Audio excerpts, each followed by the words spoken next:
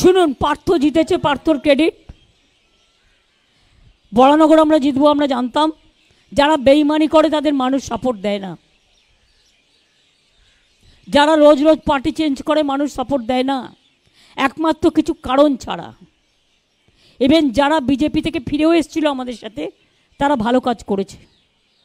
আমি এখনও মনে করি বিজেপিকে সাপোর্ট দেয় সিপিএম এবং কংগ্রেস। এখানকার আর একটা মুসলিম পার্টি জন্মেছে, আমি তাদের বলবো নিজের নাক কেটে পরের যাত্রা ভঙ্গ করবেন না। যেটা করেছেন আপনারা উত্তর দিনাজপুরে, বিজেপির একটা সিট বাড়িয়ে আপনার কী লাভ হলো?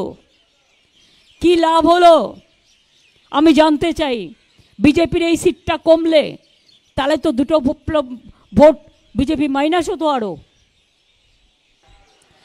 দেখুন, আমি সিপিএম সম্বন্ধে কোনো কথা বলতে চাই না, দে আর দ্য লস্ট কেস।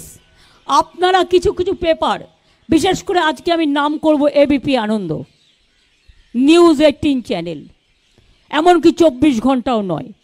আমি মিথ্যে কথা কম বলি, আমি যেটা জেনুইন সেটা বলি, আমি একটু আউটস্পোকেন আছি।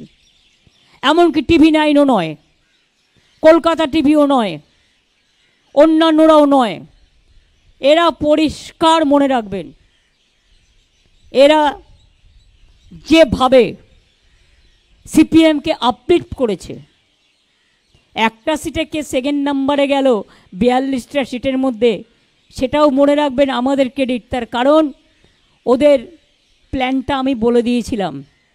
ওদের প্ল্যানিং ছিল দমদমে লোকসভা ভোটটা ওরা বিজেপিকে দেবে, সিপিএমকে দেবে বিজেপি, আর বরানগরের ভোটটা অ্যাসেম্বলির ওরা বিজেপি এমএলএকে দেবে। সেই প্ল্যানটা আমি বেচতে দেওয়ার পরে ওদের নিজেদের মধ্যে মিটিং হয় যতটুকু আমি জানতে পারি, এবং তারপরে এটা স্টপ হয়। এটা তো for only one area, but other area কংগ্রেসের ফ্ল্যাগ লাগালোকে, সিপিএমের ফ্ল্যাগ লাগালোকে, সবটাই বিজেপি।